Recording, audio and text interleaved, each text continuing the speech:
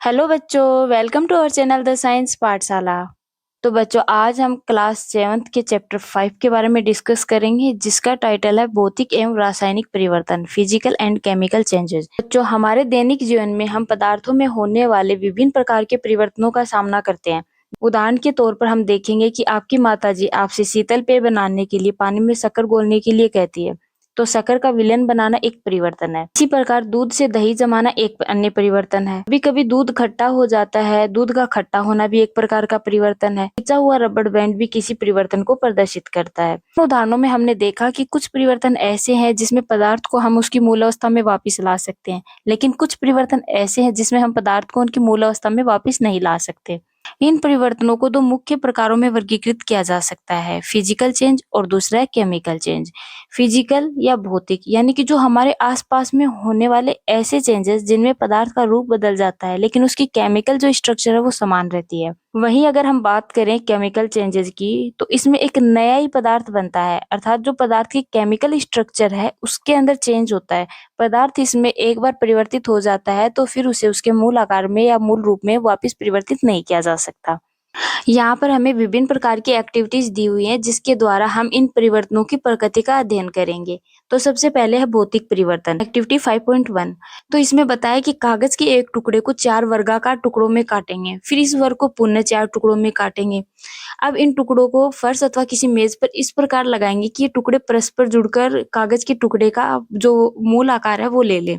स्पष्ट रूप से आप टुकड़ों को पुनः जोड़कर मूल टुकड़ा नहीं बना सकते, लेकिन क्या कागज के गुण में कोई परिवर्तन हुआ है? पर हमें एक चीज तो क्लियर हो गई है कि अगर हम टुकड़ों को वापस से जोड़ने का प्रयत्न करेंगे तो उसका मूल टुकड़ा तो नहीं बना सकेंगे, लेकिन यहाँ पर कागज के गुण में कोई परिवर्तन नहीं होगा। तो ये एक प्रकार का भौतिक परिवर्तन है। नेक्स्ट एक्टिविटी है 5.2। अपनी कक्षा के चौकबोर्ड के आसपास फर्श पर गिरे चौक पाउडर को इकट्ठा करेंगे या फिर चौक के टुकड़े का चूर्ण बना लेंगे और इसमें थोड़ा पानी मिलाकर इसका पेस्ट बनाएंगे और इसे चौक का आकार देकर इसे सूखने के लिए रख देंगे। इस प्रकार हमने चौक के चूर्ण से फिर से चौक बना लिया। Next activity 5.3। कांच या प्लास्टिक के कटोरे में थोड़ी बर्फ लेंगे, बर्फ के थोड़े से भाग के पिघलने तक बर्तन को धूप में रखेंगे। अब आपके पास बर्फ और जल का मिश्रण होगा। अब कटोरे को हिमकारी मिश्रण बर्फ और नमक में रख देंगे। जल फिर से ठोस बर्फ बन गया। इस बर्फ में बर्फ और नमक का जो मिश्रण है, इसका टेम्परेचर बर्फ के टेम्परेचर से काफी नीचे गिर जाता है, जिससे बर्फ के जल्दी जमेगी और देर तक जमी रहेगी। Next activity 5.4। एक पात्र में थोड़ा सा जल लेकर उसे उबालेंगे। क्या आपको जल की सतह से भाप निकलती दिखाई देती है? उबलते हुए जल से कुछ दूरी पर भाप के ऊपर किसी बर्तन को उल्टा करके रखेंगे। बर्तन की भीतरी सतह को देखिए, क्या आपको वहां जल की कोई बूंद दिखाई देती है? तो जब हम उबलते हुए जल के ऊपर कोई बर्तन रखेंगे तो वहां पर हमें जल की काफी सारी बूंदें दिखाई देंगी। जल अपनी द्रव अवस्था से गैसीय अवस्था में परिवर्तित होता है, तो ये जो प्रोसेस है वो इवापोरेशन कहलाती है, अर्थात वाष्पीकरण कहलाती है। फिर है एक्टिविटी 5.5। उपयोग किए जा चुके लोहे की आरी के ब्लेड को चिमटे से पकड़िए। ब्लेड के मुक्त सिरे के अग्रभाग को गैस स्टोव की ज्वाला पर रखिए। कुछ मिनट तक प्रतीक्षा कीजिए कि अग्रभाग के रंग में कोई परिवर्तन होता है। ब्लेड को ज्वाला से हटाए, कुछ देर बाद अग्रभाग को देखिए, तो क्या इससे इसका जो पहले वाला रंग है वो वापस आ जाता है? तो जब ब्लेड के अग्रभाग को गैस स्टोव की ज्वाला पर रखेंगे तो उसका जो आगे वाला भाग है उसके रंग में चेंज हो जाएगा। एक्टिविटी 5.1 और 5.2 में आपने देखा कि कागज तथा चौक के साइज में चेंज हो जाता है। एक्टिविटी 5.3 और 5.4 में जल की अवस्था परिवर्तित हो जाती है। एक्टिविटी 5.5 में आरी के ब्लेड का रंग गर्म करने पर चेंज हो जाता है। तो पदार्थ के आकार, रंग और अवस्था जैसे गुण उसके भौतिक गुण कहलाते हैं। तो वह परिवर्तन जिसमें किसी पदार्थ के भौतिक गुणों में परिवर्तन हो जाता है, भौतिक परिवर्तन कहलाता है। भौतिक परिवर्तन सामान्यतः उत्क्रमणीय होता है, अर्थात इसको इसकी पुनः अवस्था में बदला जा सकता है। ऐसे परिवर्तन में कोई नया पदार्थ नहीं बनता। फिजिकल चेंजेस तब होते हैं जब किसी पदार्थ की केमिकल स्ट्रक्चर में चेंज हुए बिना उसकी अवस्था में परिवर्तन हो जाता है। कोई रासायनिक प्रतिक्रिया नहीं होती तथा पदार्थ की जो पहचान है वो वही रहती है। फिजिकल चेंज में अवस्था परिवर्तन जैसे कि पिघलना, जमना, काटने या रंगने जैसी क्रियाएं शामिल हो सकती हैं। परिवर्तन के दौरान ऊर्जा या तो अब्जॉर्ब होती है या रिलीज होती है, लेकिन पदार्थ किसी नई सामग्री में कन्वर्ट नहीं होता। Chemical changes. लोहे में जंग लगना एक ऐसा परिवर्तन है जिससे आप भली भांति परिचित हैं। यदि आप लोहे के एक टुकड़े को कुछ दिनों के लिए खुले में छोड़ दें तो इस पर भूरे रंग के पदार्थ की परत जम जाती है। यह पदार्थ जंग कहलाता है और ये जो प्रोसेस है ये जंग लगना कहलाती है। पार्क अथवा लॉन आदि के लोहे के दरवाजे अथवा बगीचों या पार्क आदि में रखी लोहे की बेंच और लोहे की लगभग कोई भी वस्तु जो खुले में रखी रहती है में जंग लग जाती है। जो है एक भूरे रंग का आवरण है जो पानी या हवा की नमी की उपस्थिति में ऑक्सीजन के साथ अभिक्रिया के कारण लोहे पर बनता है। जब लोहे की पानी या हवा की उपस्थिति में अभिक्रिया होती है तब जंग लगता है। नेक्स्ट एक्टिविटी है 5.6। मैग्नीशियम के जलते हुए फीते अथवा तार की ओर लंबी अवधि तक देखना हानिकारक होता है। शिक्षकों को बच्चों को बताना चाहिए कि वे जलते हुए मैग्नीशियम की ओर अधिक समय तक टकटकी लगाकर न देखें। मैग्नीशियम की एक पतली पट्टी, फीता अथवा तार का टुकड़ा लें। इसके सिरों को रेगमाल से साफ कर लीजिए। सिरों को मोमबत्ती के लो के पास ले जाइए। यह चमकदार श्वेत या सफेद प्रकाश देती हुई जलने लगेगी। पूरी तरह जलने के बाद कुछ श्वेत भस्म पाउडर शेष रह जाती है। तो क्या ये भस्म मैग्नीशियम के फीते जैसी लगती है? तो बिल्कुल नहीं, मैग्नीशियम की राख फीते जैसी नहीं लगती, क्योंकि जब मैग्नीशियम के फीते को जलाएंगे तो यह मैग्नीशियम ऑक्साइड में बदल जाता है, जो कि एक सफेद पाउडर होता है। ये जो पाउडर होता है ये फीते की तरह नहीं दिखता है, एक प्रकार का रासायनिक परिवर्तन है। इस परिवर्तन को हम निम्नलिखित समीकरण द्वारा भी व्यक्त कर सकते हैं, जहाँ पर हमें दिया हुआ है कि मैग्नीशियम की जब ऑक्सीजन के साथ अभिक्रिया होगी तो मैग्नीशियम ऑक्साइड का निर्माण होगा। भस्म को एकत्रित करके इसमें जल की कुछ मात्रा मिलाएंगे और जब इसका मिश्रण या जो इसका जलीय विलयन है वो अच्छी तरह तैयार हो जाएगा तो इसको अच्छी तरह से हिलाएंगे। मिश्रण का लाल और नीले लिटमस पेपर से परीक्षण करेंगे। लाल लिटमस को नीला करेगा या फिर नीले लिटमस को लाल करेगा। मैग्नीशियम की भस्म जो कि मैग्नीशियम ऑक्साइड है, तो जब इसको पानी में मिलाएंगे तो जो विलयन बनता है वह लाल लिटमस पेपर को नीला कर देगा। यह क्षारीय प्रकृति का होता है और क्षारीय विलयन लाल लिटमस को नीला कर देते हैं। भस्म को जल में घोलने पर एक नया पदार्थ बनाती है। इस परिवर्तन को निम्नलिखित समीकरण के द्वारा लिखा जा सकता है। जब मैग्नीशियम ऑक्साइड की जल के साथ अभिक्रिया होगी तो यहाँ पर मैग्नीशियम हाइड्रोक्साइड का निर्माण होगा। जैसा कि आपने अध्याय 4 में पढ़ा था, मैग्नीशियम हाइड्रोक्साइड जो है वो एक प्रकार का क्षारक है। अतः मैग्नीशियम ऑक्साइड एक नया पदार्थ है जो मैग्नीशियम के जलने पर बनता है। मैग्नीशियम हाइड्रोक्साइड एक अन्य नया पदार्थ है जो मैग्नीशियम ऑक्साइड को जल में घोलने पर बनता है। एक्टिविटी 5.7। कांच के एक गिलास या कटोरे अथवा चौड़े मुंह की बोतल में लगभग आधा कप पानी लेकर उसमें 1 चम्मच कॉपर सल्फेट मतलब नीला थोथा घोल लेंगे। इस विलेन में तनु सल्फ्यूरिक अम्ल की कुछ बूंदे मिलाएंगे तो जो विलेन है उसका कलर ब्लू कलर का हो जाएगा। एक परखनली अथवा कांच की छोटी बोतल में विलेन का थोड़ा सा नमूना रख लेंगे। शेष विलेन में एक कील अथवा उपयोग किए जा चुके ब्लेड का एक टुकड़ा डाल देंगे। लगभग आधे घंटे तक वेट करेंगे। अब विलेन के रंग को देखेंगे और जो विलेन का जो अब कलर आएगा उसका जो हमने पहले बचा के जो विलेन रखा था उसके रंग से तुलना करेंगे। तो यहाँ पर हम क्या देखेंगे कि जो विलेन है उसका कलर चेंज हो गया है। तो पहले जो विलेन था उसका कलर ब्लू था और अब उसका हल्का हरा हो गया है। कील अथवा ब्लेड को बाहर निकाल लेंगे और उसके ऊपर भी भूरे रंग का जमाव दिखाई देगा। आपको जो परिवर्तन दिखाई देते हैं वे कॉपर सल्फेट और लोहे के बीच अभिक्रिया के कारण होते हैं। विलेन के रंग का नीले से हरा हो जाना एक अन्य पदार्थ आयरन सल्फेट के बनने के कारण होता है। लोहे की कील पर भूरा निक्षेप कॉपर या तांबे की परत के कारण होता है, जो एक अन्य नया पदार्थ है। हम इस अभिक्रिया को निम्न प्रकार से व्यक्त कर सकते हैं कि कॉपर सल्फेट जो नीला होता है इसकी अभिक्रिया जब लोहे से होगी तो इसके परिणामस्वरूप आयरन सल्फेट विलेन जिसका कलर हरा होता बनेगा और कॉपर जो ब्लेड के ऊपर जो कलर जो आता है वो है कॉपर, तो उसका निर्माण होगा। नेक्स्ट एक्टिविटी है 5.8। किसी परखनली में लगभग 1 चम्मच सिरका लेंगे। इसमें चुटकी भर खाने का सोडा डालेंगे तो हमें क्या बुदबुदाहट की एक ध्वनि सुनाई देगी और गैस के बुलबुले जो है वो बाहर निकलते दिखाई देंगे। इस गैस को चित्र 5.5 में दिखाए गए व्यवस्था के अनुसार ताजे बने चूने के पानी में से गुजारेंगे। तो चूने के पानी में क्या चेंज होगा? चूने के पानी में जो परिवर्तन होगा वो यहाँ पर इस समीकरण के द्वारा समझाया गया है कि जब सिरका एसिटिक एसिड और खाने का सोडा सोडियम हाइड्रोजन कार्बोनेट की अभिक्रिया होगी तो इसके फलस्वरूप कार्बन डाइऑक्साइड गैस रिलीज होगी और एक अन्य पदार्थ बनेगा। तो यहाँ पर क्या है कि जब एसिटिक एसिड जो कि एक एसिड है और सोडियम हाइड्रोजन कार्बोनेट जो कि एक बेस है, तो जब इन दोनों की अभिक्रिया होगी तो जब एसिड और बेस की अभिक्रिया होगी तो ये एक न्यूट्रलाइजेशन रिएक्शन बन जाएगी। जिसके फलस्वरूप सोडियम एसीटेट बनेगा। हमने पिछली कक्षा में भी पढ़ा था कि उदासीनीकरण की अभिक्रिया होती क्या है। तो उदासीनीकरण की अभिक्रिया एक प्रकार का रासायनिक परिवर्तन होती है जिसमें एक पदार्थ दूसरे पदार्थ के गुणों को बेअसर कर देते हैं। कार्बन डाइऑक्साइड और चूने के पानी के बीच अभिक्रिया निम्न प्रकार से होती है। कार्बन डाइऑक्साइड और चूने का पानी, तो इन दोनों की जब अभिक्रिया होगी तो इसके फलस्वरूप कैल्शियम कार्बोनेट जिसे CaCO3 कहते हैं और जल का निर्माण होगा। जब कार्बन डाइऑक्साइड को चूने के पानी में प्रवाहित किया जाता है तो कैल्शियम कार्बोनेट बनेगा, जिससे चूने का जो पानी है वो दूधिया हो जाएगा। चूने के पानी का दूधिया हो जाना कार्बन डाइऑक्साइड का मानक परीक्षण है। आप इसका उपयोग अध्याय 6 में यह दिखाने के लिए करेंगे कि हम श्वसन में जो वायु बाहर निकालते हैं उसमें कार्बन डाइऑक्साइड की मात्रा अधिक होती है। इस प्रकार एक्टिविटी 5.6 से 5.8 में हमने देखा कि प्रत्येक परिवर्तन में एक या एक से अधिक नए पदार्थ बने हैं। एक्टिविटी 5.6 में मैग्नीशियम को वायु की उपस्थिति में जलाने पर बनने वाली भस्म एक नया पदार्थ थी। एक्टिविटी 5.7 में कॉपर सल्फेट की लोहे के साथ अभिक्रिया से आयरन सल्फेट और कॉपर बने थे। ये दोनों पदार्थ भी नए थे। कॉपर लोहे के ब्लेड पर निक्षेपित हो गया था। एक्टिविटी 5.8 में सिरका और खाने के सोडे की अभिक्रिया से कार्बन डाइऑक्साइड बनी थी, जिसने चूने के पानी को दूधिया कर दिया था। क्या आप इस अभिक्रिया में बनने वाले नए पदार्थ का नाम बता सकते हैं?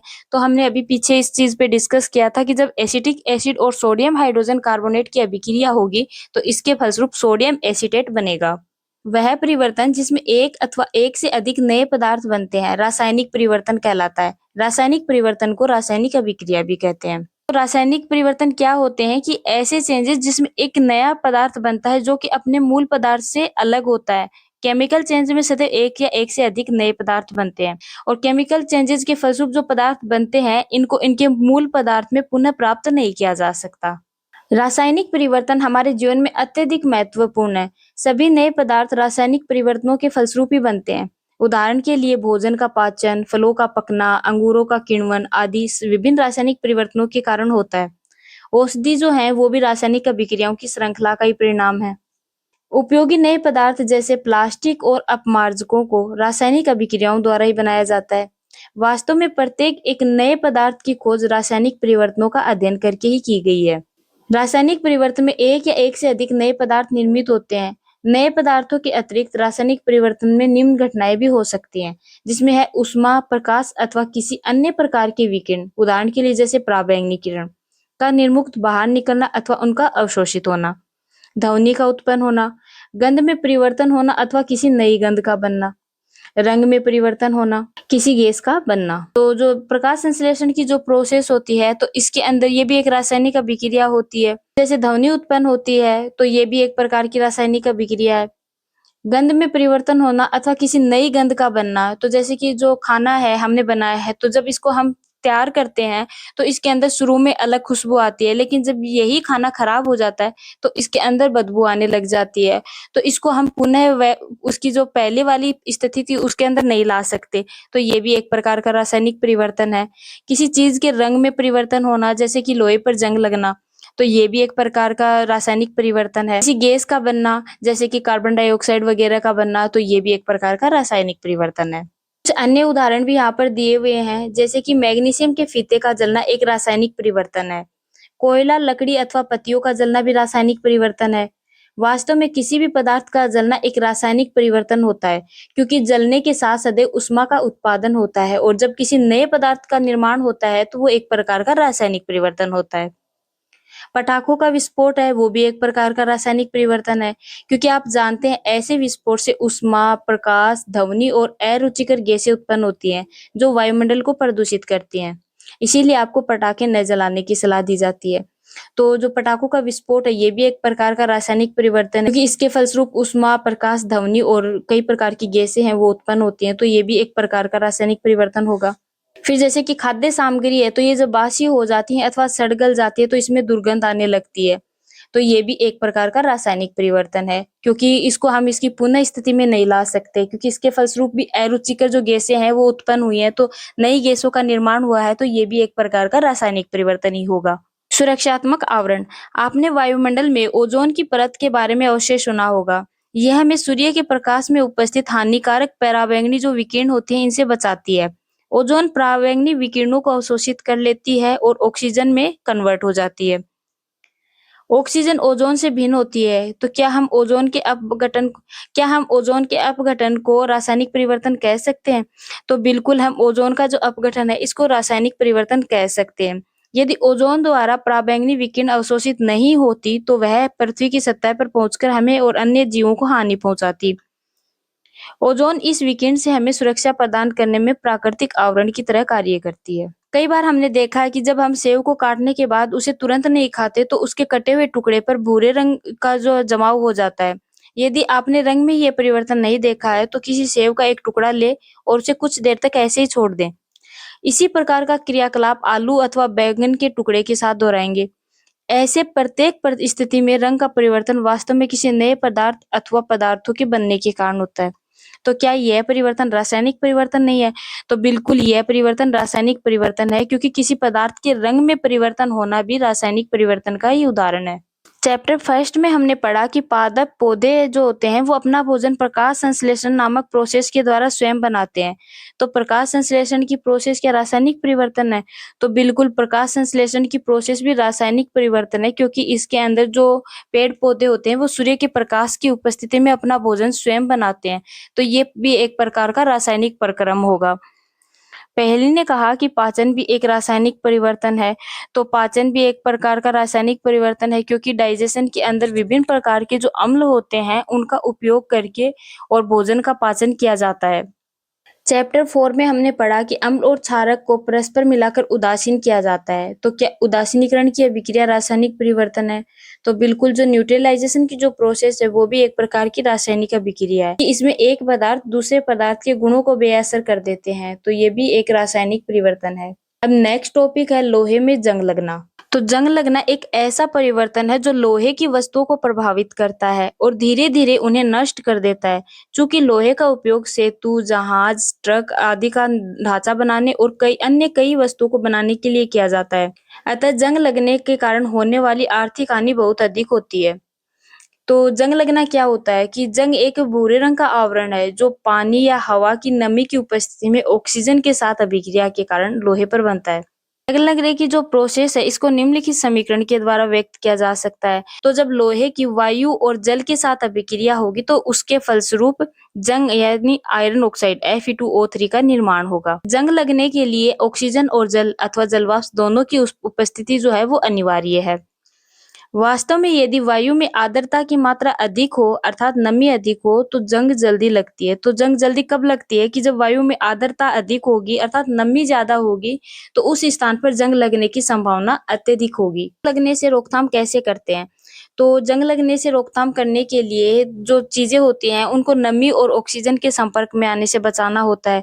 पेंट या ग्रीस जैसी कोटिंग्स का यूज कर सकते हैं या किसी अन्य पदार्थ जैसे कि जिंक की परत लगा सकते हैं, जिसे कि हम गैल्वेनाइजेशन प्रोसेस कहते हैं। की वस्तुओं को ऑक्सीजन अथवा जल अथवा दोनों के संपर्क में आने से बचाकर ही ऐसा किया जा सकता है। इसका एक सरल उपाय उन पर पेंट अथवा ग्रीस की एक परत चढ़ाना है। वास्तव में लोहे की सभी वस्तुओं पर नियमित रूप से पेंट अथवा ग्रीस की परत चढ़ाते रहना चाहिए, जिससे उनमें जंग लगने को रोका जा सके। एक अन्य उपाय लोहे के ऊपर क्रोमियम अथवा जस्ता जैसी किसी धातु की परत चढ़ाना है। लोहे पर जिंक की परत चढ़ाने का प्रक्रम जो है यशद लेपन या गैल्वेनाइजेशन कहलाता है, कि जब लोहे पर जिंक की परत चढ़ाई जाती है तो ये जो प्रोसेस है ये गैल्वेनाइजेशन कहलाती है। अपने घरों में पानी की आपूर्ति के लिए उपयोग होने वाले लोहे के पाइप यशद लेपित होते हैं, जिससे उनमें जंग नहीं लगता, क्योंकि जो पाइप होते हैं इनके ऊपर जस्ता या क्रोमियम की सुरक्षात्मक परत जो होती है वो चढ़ाई जाती है। क्या आप जानते हैं कि पानी के जहाज लोहे के बने होते हैं और उनका एक भाग हमेशा पानी में डूबा रहता है। पानी के ऊपर के भाग पर भी जल की बूंदें गिरती रहती हैं। यही नहीं, समुद्र के पानी में अनेक लवण भी पाए जाते हैं। लवण युक्त जल जंग लगने के प्रक्रम की दर को बढ़ा देते हैं। अतः जहाजों पर पेंट करने के बाद भी उन्हें जंग लगने से काफी क्षति होती है। यही नहीं, जहाज जो होते हैं इनके लोहे के कुछ भाग को बदलना प्रतिवर्ष आवश्यक भी हो जाता है। स्टेनलेस स्टील लोहे में कार्बन और क्रोमियम, निकेल तथा मैग्नीज जैसी धातुओं को मिलाकर बनाया जाता है। इसमें जंग नहीं लगती। तो स्टेनलेस स्टील जो है वो कार्बन, क्रोमियम, निकेल और मैग्नीज धातुओं को मिलाकर बनाया जाता है, जिससे कि जो पदार्थ बनाया जाता है उसमें कभी जंग नहीं लगती। नेक्स्ट टॉपिक है हमारा क्रिस्टलीकरण। कक्षा 6 में आपने पढ़ा था कि साधारण नमक लवण को समुद्र जल के वाष्पन द्वारा प्राप्त किया जाता है। इस प्रकार प्राप्त होने वाला नमक शुद्ध नहीं होता और उसके क्रिस्टलों के आकार को स्पष्ट रूप से देखा भी नहीं जा सकता। तथापि किसी पदार्थ के शुद्ध क्रिस्टल उसके विलयन से प्राप्त किए जा सकते हैं। यह जो प्रोसेस है क्रिस्टलीकरण कहलाती है। यह एक भौतिक परिवर्तन का उदाहरण है। किसी पदार्थ के शुद्ध क्रिस्टल उसके विलयन से प्राप्त करने की जो प्रोसेस है वो क्रिस्टलीकरण कहलाती है और ये फिजिकल चेंजेस का एग्जाम्पल है। एक बीकर में लगभग 1 कप पानी लेंगे और उसमें तनु सल्फ्यूरिक अम्ल की कुछ बूंदें मिलाएंगे। जल को गर्म करेंगे और जब जल उबलना प्रारंभ कर देगा तो इसमें धीरे धीरे कॉपर सल्फेट का चूर्ण निरंतर चलाते हुए मिलाएंगे। कॉपर सल्फेट का चूर्ण मिलाना तब तक जारी रखें जब तक कि उसमें और कॉपर सल्फेट घोलना संभव न हो। विलेन को फिल्टर पेपर की सहायता से छान लेंगे। इसे ठंडा होने देंगे और जब विलेन ठंडा हो रहा हो तो उसे हिला डुलाकर या किसी अन्य प्रकार से न छेड़ें। कुछ समय बाद विलेन को देखेंगे तो क्या आपको कॉपर सल्फेट के क्रिस्टल दिखाई देते हैं? अगर नहीं दिखाई देते तो कुछ समय और प्रतीक्षा कीजिए। तो इस प्रकार इस चैप्टर में हमने फिजिकल और केमिकल चेंजेस के बारे में पढ़ा कि फिजिकल चेंजेस क्या होते हैं, केमिकल चेंजेस क्या होते हैं। तो फिजिकल चेंजेस कब होते हैं? जब किसी पदार्थ की केमिकल स्ट्रक्चर में चेंजेस हुए बिना उसकी अवस्था में परिवर्तन होता है, जो कि कोई रासायनिक प्रतिक्रिया नहीं होती, अर्थात पदार्थ जो है उसकी पहचान वही रहती है। फिजिकल चेंजेस में अवस्था परिवर्तन जैसे पिघलना, जमना, काटना या रंगने जैसी क्रियाएं सम्मिलित हो सकती हैं। परिवर्तन के दौरान ऊर्जा या तो अब्जॉर्ब होती है या रिलीज होती है, लेकिन पदार्थ किसी भी नई सामग्री में कन्वर्ट नहीं होगा।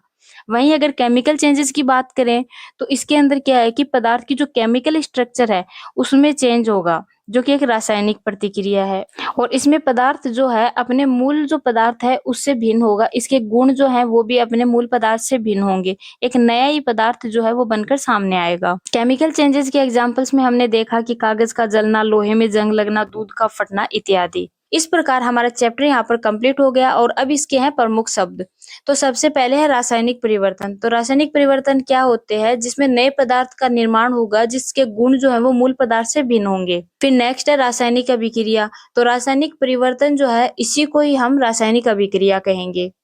क्रिस्टलीकरण, किसी पदार्थ के शुद्ध क्रिस्टल को उसके विलयन से प्राप्त करने की जो प्रोसेस है वो क्रिस्टलीकरण कहलाएगी। यशद लेपन, तो यशद लेपन के बारे में हमने पढ़ा कि लोहे पर जिंक की परत चढ़ाने की जो प्रोसेस है उसको गैल्वेनाइजेशन या यशद लेपन कहते हैं। फिर है भौतिक परिवर्तन। तो ऐसे परिवर्तन जिन्हें उनके मूल रूप में दोबारा लाया जा सके वे भौतिक परिवर्तन कहलाएंगे। इसके बाद है जंग लगना। तो ऐसा परिवर्तन जो लोहे की वस्तुओं को प्रभावित करता है और धीरे धीरे उन्हें नष्ट कर देता है। इस प्रकार इस चैप्टर में हमने बहुत सारी चीजें भी सीखी हैं। तो हमने मेनली क्या क्या चीजें इसमें सीखी हैं उसके बारे में भी यहाँ पर हमें बताया हुआ है। तो परिवर्तन 2 प्रकार के होते हैं, भौतिक अथवा रासायनिक परिवर्तन। भौतिक परिवर्तन में पदार्थ के भौतिक गुणों में कुछ परिवर्तन होते हैं। इन पदार्थों में जो परिवर्तन होते हैं इनमें कोई नए पदार्थ नहीं बनते। ये परिवर्तन उत्क्रमणीय हो सकते हैं, अर्थात इनको इनकी पुनः अवस्था में वापस लाया जा सकता है। जो रासायनिक परिवर्तन होते हैं इसमें नए पदार्थ बनते हैं, ये अनुत्क्रमणीय होते हैं। कुछ पदार्थों को क्रिस्टलीकरण के द्वारा उनके विलयनों से शुद्ध अवस्था में प्राप्त किया जा सकता है। किसी पदार्थ के शुद्ध क्रिस्टल को उसके विलयन से प्राप्त करने की जो प्रोसेस है वो क्रिस्टलीकरण है। अब है चैप्टर के क्वेश्चन आंसर। तो क्वेश्चन नंबर 1, निम्नलिखित प्रक्रमों के अंतर्गत होने वाले परिवर्तनों को भौतिक अथवा रासायनिक परिवर्तन के रूप में वर्गीकृत कीजिए। तो इसमें सबसे पहले है प्रकाश संश्लेषण। तो प्रकाश संश्लेषण जो है वो एक प्रकार का रासायनिक परिवर्तन है। फिर है जल में शक्कर को घोलना। तो जल में शक्कर को घोलना भौतिक परिवर्तन है।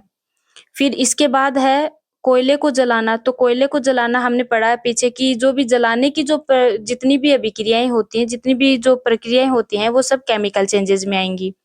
फिर मोम को पिघलाना। तो मोम को जो पिघलाना है वो एक प्रकार का भौतिक परिवर्तन होगा। फिर है एल्यूमिनियम के टुकड़े को पीटकर उसका पतला फॉइल बनाना। तो ये भी एक प्रकार का फिजिकल चेंज है। फिर भोजन का पाचन जो है ये केमिकल चेंज में आ जाएगा। नेक्स्ट क्वेश्चन है, बताइए कि निम्नलिखित कथन सत्य है अथवा असत्य। तो इसमें सबसे पहले है लकड़ी के लट्ठे को टुकड़ों में काटना एक रासायनिक परिवर्तन है। तो ये होगा फॉल्स, क्योंकि लकड़ी के लट्ठों को काटना एक भौतिक परिवर्तन है, न कि रासायनिक परिवर्तन। क्योंकि इसे हम इसकी जो लकड़ियां हैं इसके जो मूल गुण जो है उसमें कोई परिवर्तन नहीं होता, बल्कि इनके आकार में परिवर्तन हो सकता है। फिर इसके बाद है पत्तियों से खाद का बनना एक भौतिक परिवर्तन है। तो ये भी फॉल्स होगा, क्योंकि पत्तियों से खाद का बनना एक केमिकल चेंजेस भी है। फिर इसके बाद है जस्ते जिंक लेपित लोहे के पाइपों में आसानी से जंग नहीं लगती है। तो ये है ट्रू, क्योंकि इसके जो लोहे के जो पाइप होते हैं, इनको जंग लगने से बचाने के लिए इनके ऊपर जस्ते या क्रोमियम का लेपन किया जाता है, जिसे हम यसद लेपन या गैल्वेनाइजेशन कहते हैं। इसके बाद है लोहा और जंग एक ही पदार्थ हैं, तो ये होगा फ़ॉल्स, क्योंकि लोहा पदार्थ है और जंग इसके ऊपर ऑक्सीजन और वायु की अभिक्रिया के कारण लगता है। नेक्स्ट है भाप का संघनन रासायनिक परिवर्तन नहीं है, तो ये ट्रू होगा। नेक्स्ट क्वेश्चन है कि निम्नलिखित कथनों में रिक्त स्थानों को भरिए। तो इसमें सबसे पहले है, जब कार्बन डाइऑक्साइड को चूने के पानी में प्रवाहित किया जाता है, तो इसके बनने के कारण दूधिया हो जाता है। तो इसके अंदर कैल्शियम कार्बोनेट CaCO3 के कारण जो है ये इसका दूधिया का जो कलर है वो दूधिया हो जाएगा। नेक्स्ट है खाने के सोडे का रासायनिक नाम है। तो खाने का सोडा जिसे बेकिंग सोडा बोलते हैं, तो इसका जो रासायनिक नाम है वो होगा सोडियम हाइड्रोजन कार्बोनेट। फिर नेक्स्ट है ऐसी दो विधियां जिनके द्वारा लोहे को जंग लगने से बचाया जा सकता है। तो एक तो हमने यहाँ पे पढ़ा था कि पेंट करके भी हम लोहा जो है इसको जंग लगने से बचा सकते हैं, और एक जो है वो गैल्वेनाइजेशन की जो प्रोसेस है उसके द्वारा भी हम लोहे को जंग लगने से बचा सकते हैं। नेक्स्ट है ऐसे परिवर्तन भौतिक परिवर्तन कहलाते हैं जिसमें किसी पदार्थ के केवल भौतिक गुण जो होते हैं, जो फिजिकल चेंज होते हैं, उनमें ही परिवर्तन हो। तो वो जो चेंजेस हैं वो भौतिक परिवर्तन कहलाएंगे। ऐसे परिवर्तन जिसमें नए पदार्थ का निर्माण होगा तो वो केमिकल चेंजेस कहलाएंगे। फिर नेक्स्ट क्वेश्चन है कि जब नींबू के रस में खाने का सोडा मिलाया जाता है तो बुलबुले बनते हैं और गैस निकलती है, यह किस प्रकार का परिवर्तन है, तो इसको समझाइए। जब नींबू के रस में खाने का सोडा मिलाया जाता है तो बुलबुले निकलते हैं और इसके फलस्वरूप कार्बन डाइऑक्साइड गैस निकलती है। तो ये जो चेंज है वो एक केमिकल चेंज है, क्योंकि जब लेमन जूस और बेकिंग सोडा की जो अभिक्रिया होगी तो उसके फलस्वरूप कार्बन डाइऑक्साइड और अन्य पदार्थों का निर्माण होगा, और जब किसी नए पदार्थ का निर्माण होता है तो वो परिवर्तन जो है वो रासायनिक परिवर्तन कहलाते हैं। नेक्स्ट है जब कोई मोमबत्ती जलती है तो भौतिक और रासायनिक परिवर्तन दोनों होते हैं। इन परिवर्तनों की पहचान कीजिए। ऐसे ही किसी ज्ञात प्रक्रम का एक और उदाहरण दीजिए जिसमें भौतिक और रासायनिक परिवर्तन दोनों आते हों। तो जब मोमबत्ती जलती है तो इसके फलस्वरूप जो वैक्स है वो पिघलेगी, तो ये तो है फिजिकल चेंज, और इसके अंदर गैस जलेगी वो है केमिकल चेंज, जो कि गैस जल के कार्बन डाइऑक्साइड का निर्माण करेगी, तो ये एक प्रकार का केमिकल चेंज हो जाएगा। एक अन्य एग्जांपल जिसमें फिजिकल और केमिकल चेंजेस दोनों आते हैं तो वहां पर हम ले सकते हैं डाइजेशन ऑफ फूड, क्योंकि जो लार्ज फूड मॉलिक्यूल्स होते हैं इनका जो ब्रेकडाउन है वो फिजिकल चेंज में होगा, और जो इनका डाइजेशन जो है हाइड्रोक्लोरिक अम्ल और एंजाइम्स के द्वारा जो भोजन का पाचन होता है वो केमिकल चेंज में आ जाएंगे। इसके बाद है आप यह कैसे दिखाएंगे कि दही का जमना एक रासायनिक परिवर्तन है। तो दही का जमना एक रासायनिक परिवर्तन है क्योंकि दही को हम दोबारा मिल्क में कन्वर्ट नहीं कर सकते, और जो दही और मिल्क की जो प्रॉपर्टीज हैं वो एक दूसरे से डिफरेंट डिफरेंट है। नेक्स्ट है समझाइए कि लकड़ी के जलने और उसे छोटे टुकड़ों में काटने को दो भिन्न प्रकार के परिवर्तन क्यों माना जाता है। तो लकड़ी का काटना तो एक भौतिक परिवर्तन है क्योंकि इससे लकड़ी की जो प्रकृति है वो नहीं बदलती। दूसरी ओर जब हम लकड़ी को जलाएंगे तो ये एक प्रकार का रासायनिक परिवर्तन हो जाएगा, क्योंकि इसके फलस्वरूप क्या होगा कि CO2 मुक्त होगी और उसके साथ लकड़ी जो है वो चारकोल में चेंज हो जाएगी। नेक्स्ट क्वेश्चन है कॉपर सल्फेट के क्रिस्टल कैसे बनते हैं, इसका वर्णन कीजिए। तो कॉपर सल्फेट के क्रिस्टल क्रिस्टलीकरण विधि का यूज करके हमने तैयार किए थे, और इसको आप पीछे चैप्टर में देख सकते हैं। इसके बाद नेक्स्ट क्वेश्चन है समझाइए कि लोहे के गेट को पेंट करने से उसका जंग लगने से बचाव किस कारण से होता है। तो लोहे में जंग लगने के लिए पानी और ऑक्सीजन के संपर्क की आवश्यकता होती है। पानी अर्थात नमी और ऑक्सीजन के संपर्क की। तो लोहे के गेट पर पेंट करके हम लोहे, ऑक्सीजन और जो पानी है अर्थात जो नमी है के बीच संपर्क को रोकते हैं। इससे लोहे में जंग लगने से बचाव होता है। और जो जंग लगने से बचाने के लिए जो हम परत चढ़ाते हैं जिंक की और क्रोमियम की, उसे हम यसत लेपन कहते हैं। समझाइए कि रेगिस्तानी क्षेत्रों की अपेक्षा समुद्र तटीय क्षेत्रों में लोहे की वस्तुओं में जंग अधिक क्यों लगती है। में जंग लगने के लिए नमी और ऑक्सीजन के संपर्क की आवश्यकता होती है। तो जो तटीय क्षेत्र हैं उनमें रेगिस्तान की तुलना में आर्द्रता अधिक होगी, और आर्द्रता अधिक होने की वजह से रेगिस्तान की तुलना में तटीय क्षेत्रों में लोहे की जो वस्तुएं हैं उन पे जंग जल्दी लगेगी।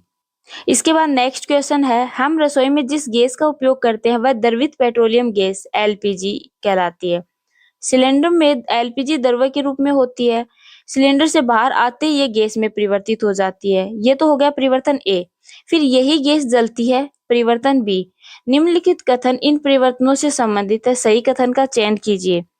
तो यहाँ पर प्रक्रम एक ए जो है वो एक रासायनिक परिवर्तन है, वो एक रासायनिक परिवर्तन है। प्रक्रम ए और बी दोनों ही रासायनिक परिवर्तन है।